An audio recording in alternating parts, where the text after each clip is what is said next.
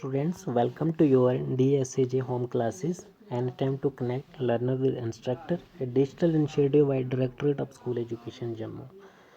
तो स्वागत है स्टूडेंट्स आपका। नमस्कार, आदाब। DSAJ होम क्लासेस में आपका स्वागत है। सो आज स्टूडेंट्स क्या पढ़ेंगे हम?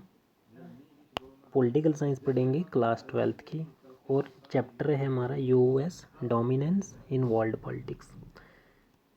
यूएस का दबदबा पूरी वर्ल्ड की पॉलिटिक्स के ऊपर।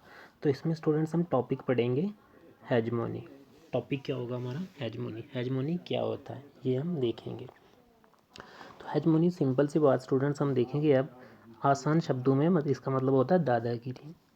क्या? दादागिरी, पूरा डोमिनेंस। इसको क्या बोलेंगे अब? Dominance. Dominance of one state over others, मतलब एक स्टेट पूरी स्टेट दूसरी जो भी कंट्रीज हैं उनके ऊपर जो दादागिरी करेगी, डोमिनेंस करेगी, वही हेजमोनी होगा। क्या होगा? Dominance of one state over other.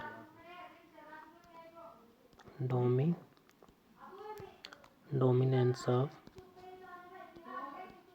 One state over other, ये हमारा डोमिनेंस है। इसका मतलब क्या होगा? दादागिरी होगा। तो कोल्ड वार जब हुई थी तो उसमें कितने? दो इकलौते डॉन थे ना। एक तरफ यूएसए था और यूएसएसआर थे, जो अब कोल्ड वार में पड़ चुके थे। इनके बीच में टसल चल रही थी। लेकिन जब सेकंड वर्ल्ड वार हुआ था तो कितने थे? 7 मैन पावर्स थी। जब सेकंड वर्ल्ड वार चल रहा था ना, हुआ था ना, तो इसमें कितने थे? 7 मतलब कंट्रीज़ थे जो ज़्यादा पावरफुल थे, और वो सारे लड़ रहे थे कि उनको एक को किसी को डाउन बनना था पूरे वर्ल्ड का। पूरे वर्ल्ड में उसको डोमिनेंस करना था। तो सेकंड वर्ल्ड वार में कितने थे? 7 डाउन थे। कौन कौन सी कंट्रीज़ थे इसमें?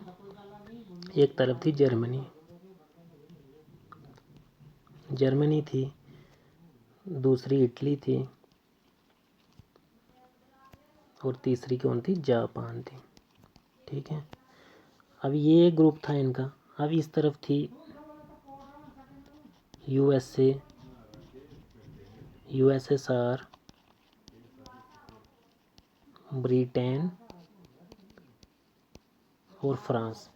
ये थे अब सेकंड वर्ल्ड वॉर में। ये 7 टॉप कंट्रीज़ थी। अब ये आपस में ये लड़ रहे थे, ये इनके साथ और ये इनके साथ। मतलब 3 का ये ग्रुप था और 4 का ये ग्रुप था।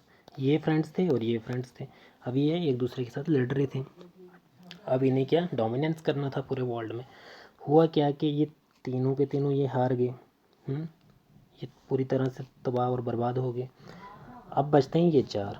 इनमें से ये जो 2 थे ना, ब्रिटेन और फ्रांस, जीत तो ये भी गए थे, लेकिन इनकी अर्थव्यवस्था ख़त्म हो गई थी। क्या हुआ था? आर्थिक मंदी आ गई थी, अर्थव्यवस्था पूरी चौपट हो गई थी इन दोनों कंट्रीज़ की। तो इन्होंने भी एग्जिट कर लिया। इन्होंने भी बोला कि हम नहीं लड़ेंगे। अब बच जाते हैं 2 डॉन। अब पूरी दुनिया में, पूरी वर्ल्ड के 2 इकलौते डॉन थे। कौन थे? यूएसए और यूएसएसआर। तो होता क्या है कि जब 2 डॉन होते तो उनके बीच में भी युद्ध शुरू हो जाता है। होता ना, इनके बीच में भी गैंग वार शुरू हो गई। तो वो क्या हुई? Cold war. लेकिन कोल्ड वार कभी इन्होंने डायरेक्ट में नहीं लड़ी थी, प्रॉक्सी वार चलते थे। मतलब कोल्ड वार क्या था? The situation and tensions between 2 super powers but it never escalate into real war. लेकिन ये एक रियल युद्ध नहीं हुआ था। ये क्या? प्रॉक्सी करते थे। प्रॉक्सी पता ना आपको क्या होता है? ठीक है, प्रॉक्सी मैंने बताया भी था आपको। तो ये क्या? प्रॉक्सी वार करते थे। डायरेक्ट युद्ध इन्होंने नहीं लड़ा था। किसने? इन दोनों ने। तो क्या हुआ फिर? युद्ध नहीं लड़ा तो ये मैंने कोल्ड वार में बताया कि कैसे कैसे इन्होंने जीता था। तो आज हम हेजमोनी पढ़ेंगे। तो हुआ क्या कि जब कोल्ड वार चल रहा था तो दोनों ही आपस में लड़ रहे थे। तो हुआ क्या कि जब लड़ाई चल रही थी तो जो यूएसएसआर था ना, ये तकरीबन कमज़ोर होने लगा था। क्या होने लगा था? कमज़ोर। क्योंकि इनकी जो भी इकोनॉमिक कंडीशंस थी ना, वो बहुत कम डाउन हो चुकी थी। ऑलमोस्ट रिसेशन आ गया था इसमें। तो जब रिसेशन आया तो ये टूट गया। 1991 में यूएसएसआर की डिसइंटीग्रेशन हो जाती है। तो जब डिसइंटीग्रेशन होती है तो यूएसए क्या होता है? ये इकलौता सुपर पावर बन जाता है। अब यूनी पावर होगी। वर्ल्ड क्या हो गई? यूनिपोलर। जब यूएसए अकेलौता अगर सुपर पावर रह गया तो फिर यूनिपोलर हो गई। लेकिन जब कोल्ड वार के टाइम में क्या था, बाईपोलर थी, वर्ल्ड क्या थी, बाईपोलर थी, मतलब दो शक्तियाँ अभी थी इस वर्ल्ड पर।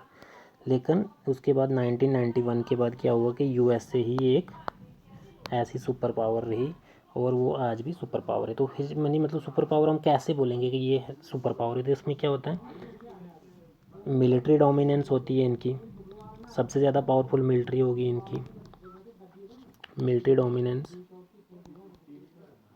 एक। दूसरे में अब इकोनॉमिक इनकी डोमिनेंस होगी, इकोनॉमिक।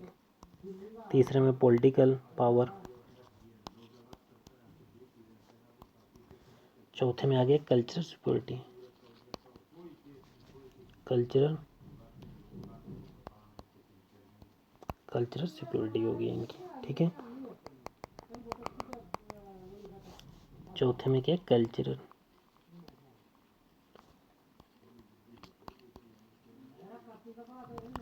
Cultural security. तो अब क्या था, मिलिट्री डोमिनेंस थी इनकी, इकोनॉमिक भी इनका अच्छी कंडीशन अच्छी थी, पॉलिटिकल पूरे वर्ल्ड के ऊपर इनका इन्फ्लुएंस हो गया था। क्या हो गया था, पूरे वर्ल्ड के ऊपर इनका इन्फ्लुएंस हो गया था, किसका, यूएसए का।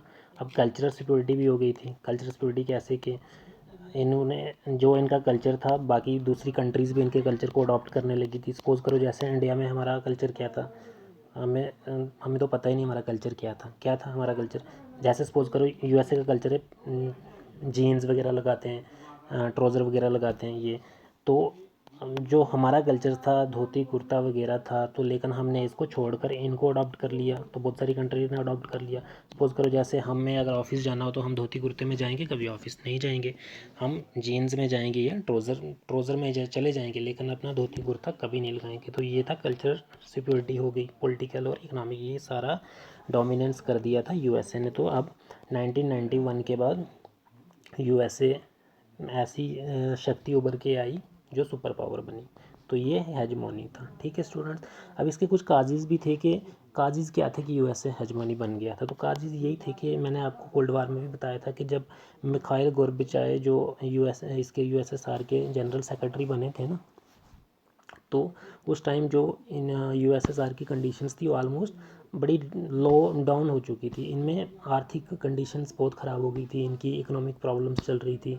ऑलमोस्ट जो यूएसएसआर था रिसेशन में चले गया था। ये तो आए थे यहाँ पे इकोनॉमिक्स चेंजिंग करने के लिए, यहाँ पे रिफॉर्म्स लाने के लिए, लेकिन ऐसा कर नहीं पाए और ये कारण बन गए इसका डिसइंटीग्रेशन ऑफ यूएसएसआर का। तो यूएसएसआर 91 में टूट जाता है और बहुत सारी स्टेट्स यहाँ से निकलती हैं। तो सिंपल सी बात स्टूडेंट्स, क्या है हेजमोनी का मतलब क्या होता है, डोमिनेंस, दादागिरी। तो यूएसए की डोमिनेंस चल रही है वर्ल्ड पॉलिटिक्स के ऊपर आज भी। तो ये कब से चल रही है, 1991 से। तो स्टूडेंट्स ये आज हेजमोनी का हमने पढ़ा। कल हम इंडो यूएसए रिलेशन पढ़ेंगे।